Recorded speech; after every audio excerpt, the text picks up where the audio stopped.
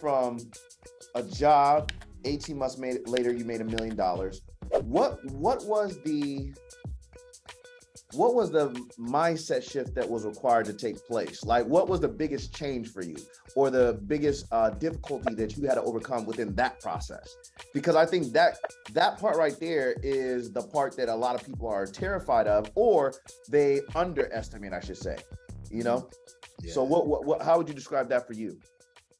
The biggest thing I had to overcome.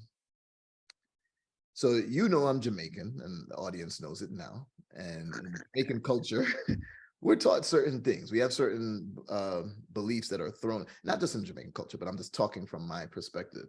Yeah. Like credit is bad. Don't mess with credit. Only buy stuff if you have the cash for it right now. Yeah. Yeah, that's true. But I could also use my credit as long as I have the cash for it right now, and then pay off the credit card. And now I get rewards. And now I could travel for free if it was a points card, or get cash back if it was a cash rewards card. So I got a part of the story, but not the whole thing. Correct. Or working hard is the only way you could be successful. Yeah, but I know some Jamaican people who had like 3 jobs at the same time, 4 jobs at the same time, but they were still living check to check. Correct. So working hard can't be the whole story. There's more to it than that. Correct. Right? So that was the first thing that was the most difficult for me, is overcoming the cultural barriers that were placed on me by my community, by my family, all of that. I love my mother, my father, my siblings and everything. But even my brother, my closest friend, my brother, was like, "Oh no, don't dip in your 401k, don't do that." He was like, "Oh no, don't buy that course because it could be a scam. $1,000, don't do that." That course led me to another $1 million, right? And another company I started. It led me to so much more. So overcoming those barriers based on my culture and what I was raised into was the first biggest thing. But just to dig a little bit deeper on one of those, it was the credit. I had a colleague, a friend or whatever, he was also doing private labeling on Amazon like I was at the time. And he would reorder like 50,000 units when I was reordering like 10,000 units. And I was like, damn, we close enough that we even know what each other is selling. We know it's related, it's similar. And we're making about the same profit, but you have money to order 50,000 units when I can only afford 10,000? He's like, yeah, just get a low interest credit card. I was like, what do you mean? Do you say that like that's easy? What? He's like, it is. I didn't know it was. Yeah.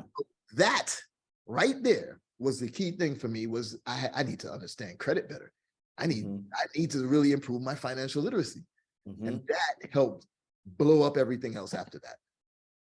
So what you just described is why we've been preaching to a lot of people about, I shouldn't say preaching, but a mission of helping people acquire what's called a banking mindset, where you're thinking more like the banks to prepare your financial future versus only thinking as a consumer of the bank.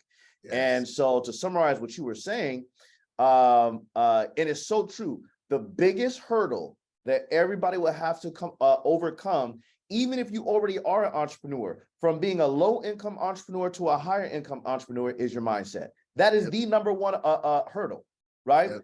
Beez just gave you proof of that right here. And then after that, then you find hard skills that you can learn that could, apply to your business. In your case, that was credit, right? Yep. Or financial literacy. So that's phenomenal. So, okay, so you made a couple $1 million.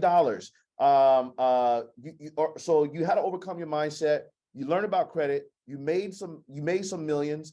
And now you're getting ready to approach the gates of buying and acquiring businesses. How did you cross the threshold into that world, right?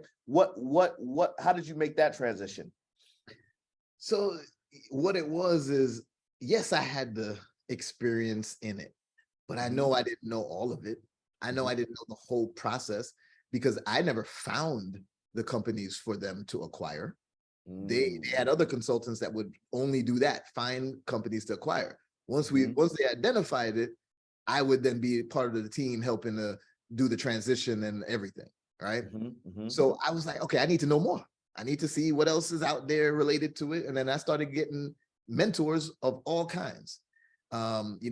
Speaking from the Black community, Anytime I mention this stuff, everybody's like, yo, Beez, that's amazing, man. Nobody's talking about this. And I always say, yeah, not in our community, unfortunately. Correct. But a lot of people are talking about it in other communities. And, those people are making killings from it. This ain't nothing new. This has been going on for generations. Yeah. So I started finding certain mentors who taught me a lot of things, helped me to fill in the gaps of the stuff that I didn't know already. And then I just started executing. That was really it. I just started saying, hey, okay, I got the first part where they told me how I can find businesses for sale. And, like Biz by Sell was just one of the many. But once I got that, it was like, okay, what am I waiting for then? So before I even knew the second part, I was already on Biz by Sell, looking through and seeing what's there and saying, okay, this looks interesting. Damn, I don't really know how to read P&Ls that well. What do I do next? And I was always looking for, okay, where do I get stopped? What part don't I understand well enough? Because you got to be honest with yourself about it. And what part is I'm not skilled on that. I got to bring in somebody to help me with that part. And that started the journey for me. I just kept pushing through and eventually got to my first acquisition. And then it, sky's the limit from there. Just kept rolling. So again, a lesson in your story is you failed forward, essentially. Yes. Or in your case, it wasn't really failing. It was just you hit a roadblock. You said, I don't know what this is. Mentor, can you help? Right.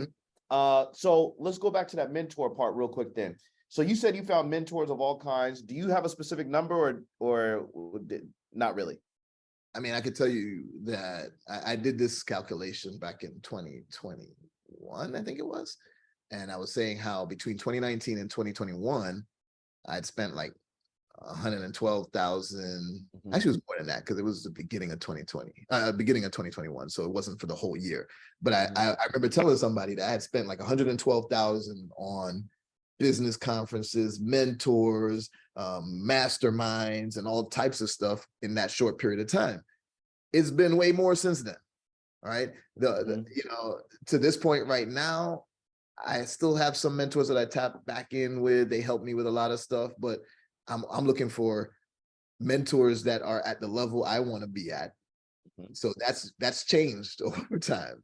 So now I'm looking at, Elon Musk. I'm trying to get him as a mentor. Maybe not, I don't like some of his business practices, but you get the idea of what I'm going from, right? I'm going to strive to have a mentor that's going to get me to the next level. It's cool to have one that's on the same level with you. That's fine. But if they can't help you get to the next level, what's the real purpose of the mentor? You know what I'm saying? So now in that case, at what point, what made someone a mentor for you? Because, some people be like, oh, I read a book, that's my mentor. Like, so what made that person a mentor to you? Was it the time that you spent? Was it the conversations that you had? What made them a mentor to you? Let me ask you that. And so first thing I want everybody to realize is when I first was heard the concept of, finding a good mentor. I mean, I probably heard it when I was young or something, but in my entrepreneurial life, when I first heard that, I was like, where am I find that at though? Yeah, correct. It's not like I could just walk around and be like, hey, would you like to be my mentor? Hey, would you like to be my mentor? Right. But yes, you can.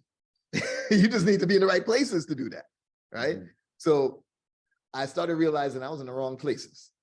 And I started realizing after a while that, I need to also be willing to pay for a mentor.